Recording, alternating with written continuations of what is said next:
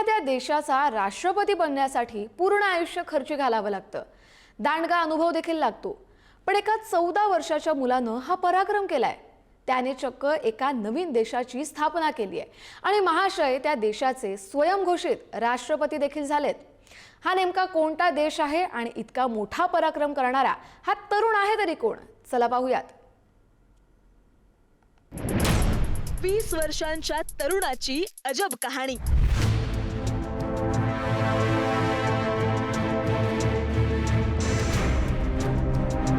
तरुणानं निर्माण केला स्वतःचा स्वतंत्र देश।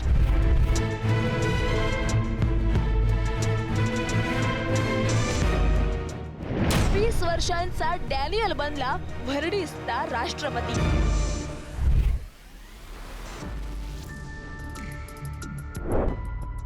This is Vertis's sovereignty and we want Croatia to respect Vertis's. आपण कधी स्वतःचा देश निर्माण करण्याचा विचार केलाय का?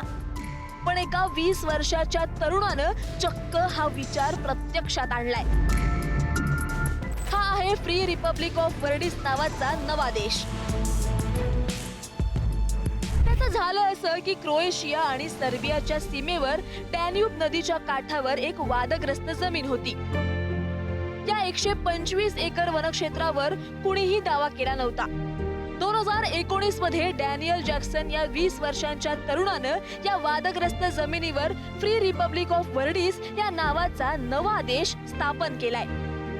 डॅनियलनं स्वतःला या देशाचा राष्ट्रपती म्हणून घोषित केलंय। क्रोएशियाच्या डॅन्यूब नदीच्या काठावर वसलेला वर्डिस देश।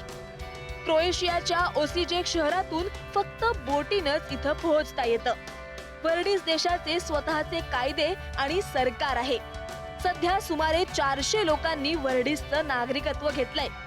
15,000हून अधिक लोकांनी नागरिकत्वासाठी अर्ज केलाय। डॅनियल या छोट्याशा राष्ट्राचा प्रमुख आहे। वर्डिस स्वतःला मुक्त आणि पर्यावरण स्नेही प्रजासत्ताक म्हणून घोषित करते। व्हॅटिकन सिटी नंतर वर्डिस हा जगातील दुसऱ्या क्रमांकाचा सर्वात लहान देश आहे। वर्डिस मध्ये राहणं एक जादुई अनुभव आहे। वर्डिस हा केवळ एक छोटासा भूभाग नसून जागतिक समस्यांवर नवीन दृष्टिकोनातून उपाय शोधण्याचा एक प्रयत्न असल्याचंही डॅनियल जॅक्सनचं मत आहे। एक लहान कल्पना सुद्धा बरेच मोठे आणि प्रभावी बदल घडवू शकते हे डॅनियल जॅक्सननं अर्थात 20 वर्षांच्या तरुणानं सिद्ध केलंय। फ्री रिपब्लिक ऑफ वर्डिस हा फक्त देश नाही तर पर्यावरण आणि मानवी मूल्यांवर आधारित नव्या समाज निर्मितीचं स्वप्न आहे। सुशांत पाटीलसह श्रद्धा शिर्के, पुढारी न्यूज।